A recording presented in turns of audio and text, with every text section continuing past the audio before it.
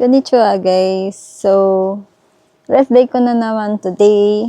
Another vlog na naman tayo, no? Bala ko kasing lumabas at mamili ng basket para sa aking mga pagkain. Kasi, yung nabili ko kasi dating basket, maliit lang. So, apaw-apaw. Tapos, hiwa-hiwalay siya ng lagayan. So, samahan niyo ako mamili ng basket na parang yung pang grocery na basket. Panglagayan ko ng mga pagkain. So, ang makulimlim ngayon, yan, medyo makulimlim ngayon dahil magwi-winter na naman. Taglamig na naman, di ba?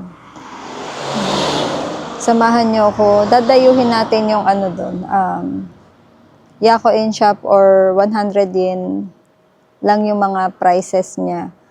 Tapos, ang maganda pa doon kasi yung makakatipid ka, magagamit mo yun for a life. Hindi naman lifetime, siguro mga 3 years mo dito, lalo na sa mga training na katulad ko, sa mga nagsusimula pa lang yun. Dumayo kayo sa mga Yako in shop, sa mga 100 yen shop, gaya ng Daiso. Tapos yung isang pupuntahan natin, Syria, ang pangalan niya. Maganda kasi, ang dami niyang maraming gamit na mabibili doon na napakamura lang. Sa halagang 100, makukumpleto mo yung gamit sa bahay.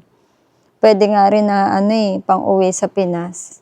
Ako minsan namimili din doon na pang-uwi ng Pinas kasi napakamura, sobrang tipid. Kung gusto mo makatipid, doon ka mamili ng gamit mo sa mga Yako in shop. So samahan niyo ako. Tara! So, sa loob ako dumaan kasi bawal mag-video sa sa tabing kalsada.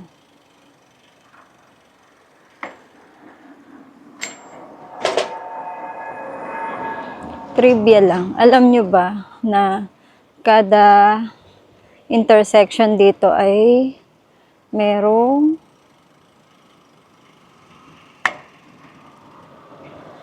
salamin. Yan, katulad niyan, di ba? Ang tagal niya. Dito kasi pinapauna nila yung mga bike. Ayan o, yung ganyang mga salamin. May lahat yan sa intersection. Para nga naman, bago ka lumiko, kita mo kung merong paparating na sasakyan. Di ba? Lalo na sa mga nagbabike. Ayan. Di ba? Kita mo agad na merong palabas, meron sa gilid, di ba? Ayan. Yan. Lahat dito, kada kantuhan ng kalsada meron. Di ba? Yun ang maganda dito. Hindi katulad sa Pinas na wala. Mangyayari, intay ka hanggang maubos yung sasakyan. Matatakot ka na baka paglabas mo may biglang susulpot. Di ba? Dito hindi. Doon pa lang sa salamin, alam mo na agad na mayroong sasakyan. Diba? Diyan na pupunta yung ibang mga taxes, diba? Diyan, sa mga kalsada. Yung kalsada na hindi lubak. Diba? Maganda dito. Kahit malaki ang taxes, alam mo kung saan napupunta. Hindi katulad sa Pinas, gawa naman yung kalsada, ang gagawin, babaakin at aayusin ulit para lang magkaroon sila ng project. Tubong lugaw lagi sila pagdating sa project. So, kita-kits tayo mamaya guys.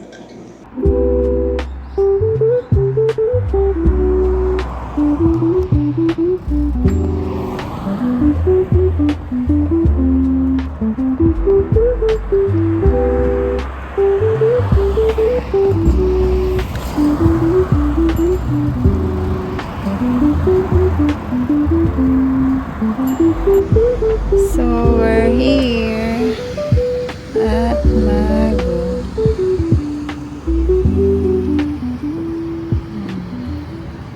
We're here at Syria. Yun. Yun yung sinasabi ko sa inyo. Sana may basket. Ang ganda kasi dito mamili.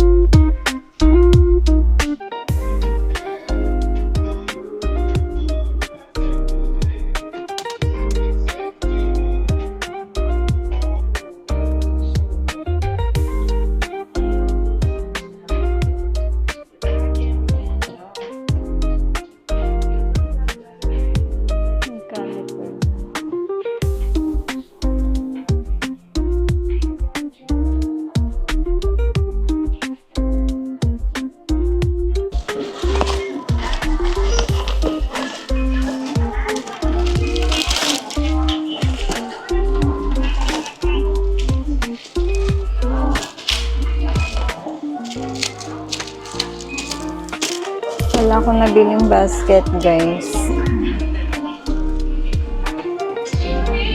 Baon na nang nabili ko.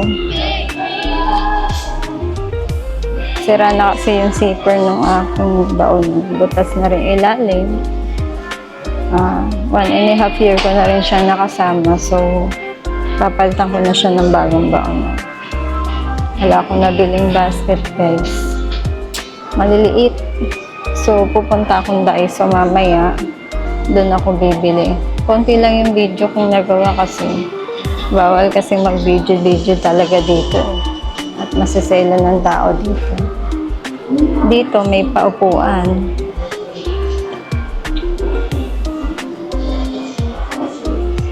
Yan. Upo muna ako.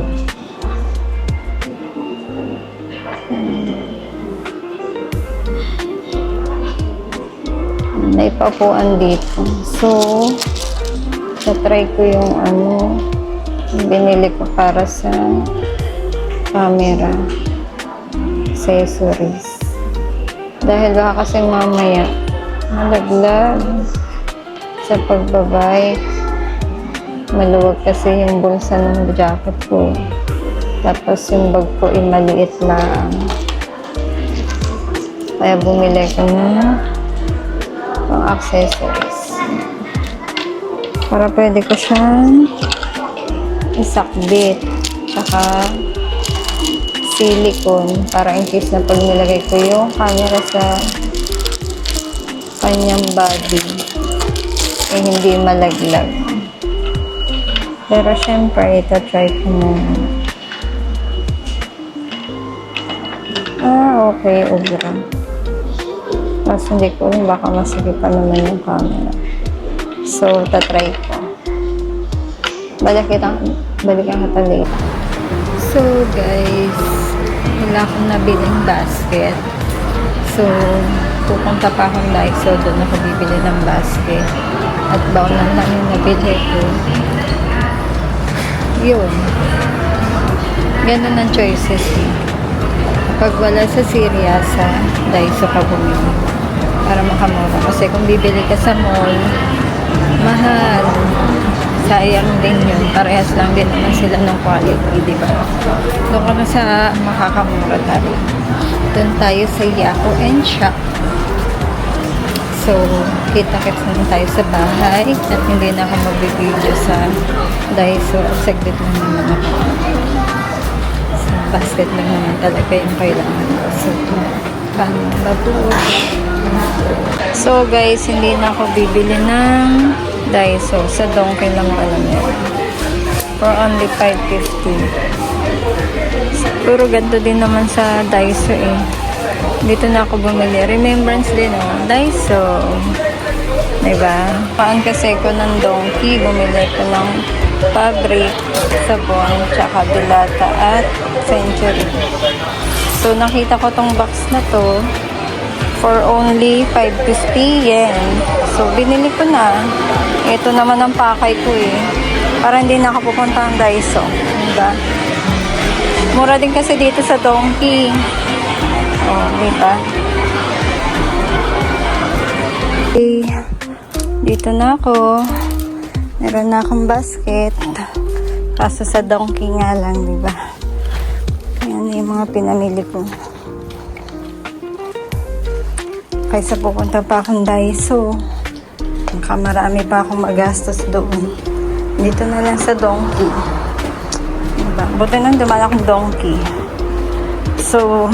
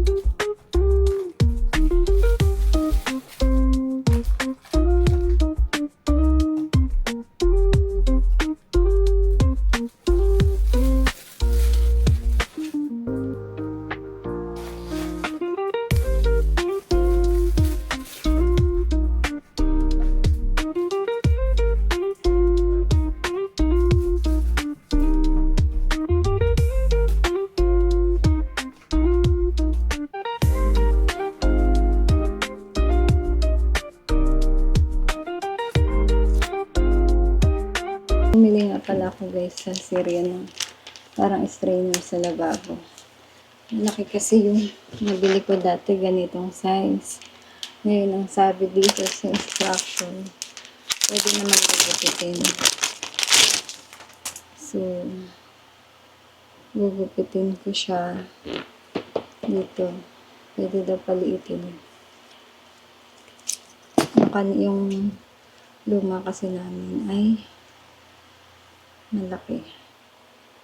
So, gugupitin ko siya guys. Pwede daw gupitin. So, gugupitin natin siya. Para kumasya. Kasi ang nakalagay doon, pwede siya sa 13.4, 14.5 cm to 15. So, ito kasi ay 15 cm. Try natin pag nagupit kung kakasya na doon sa aming lababo. Tsaka luma na rin yun, 1 taon na rin yun. Dati kasi kulay itim yun. Kasi hindi kita yung dumi. Hindi ko alam kung nalilinisan pag lagi ako maglilinis. Ang dulas-dulas yun. So, kaya bumili ko ng medyo light para kitang-kita. Para kita kung nalilinisan ba. Yan na. Lumiit na siya. Sa konting bias pa.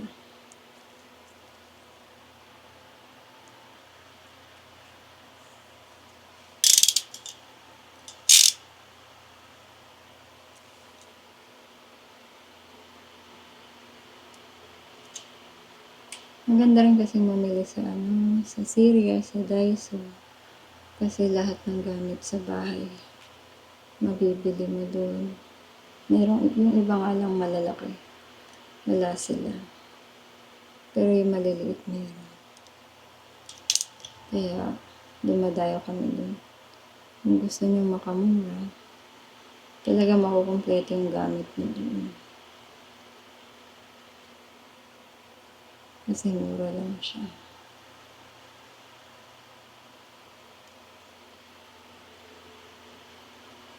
Katulad nito, 100 pesos lang. Silicone pa to ha, hindi siya yung mumarahing mumarahing gamit. Diba? For only 100 yen. Sa peso ay 38. Diba? May mabibili ka bang ganito sa Pinas? Wala. Yan ang kanagandahan dito. Ang mamura ng tinda. May mabibili kang mura. Bigas lang yun. Mahal talaga ang bigas ngayon. Pero sa mga gamit sa bahay, ang mamura. Mapapaganda mo yung bahay mo pag dito ka bumili. Kaso yun nga lang. Pag pinadala mo sa Pinas, babait ka nga lang. So, ito na. Nagupit ko na.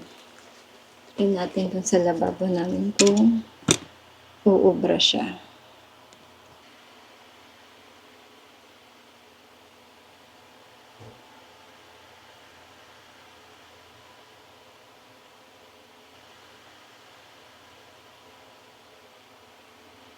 So guys, ito yung papakita ko yung pinamili ko sa inyo.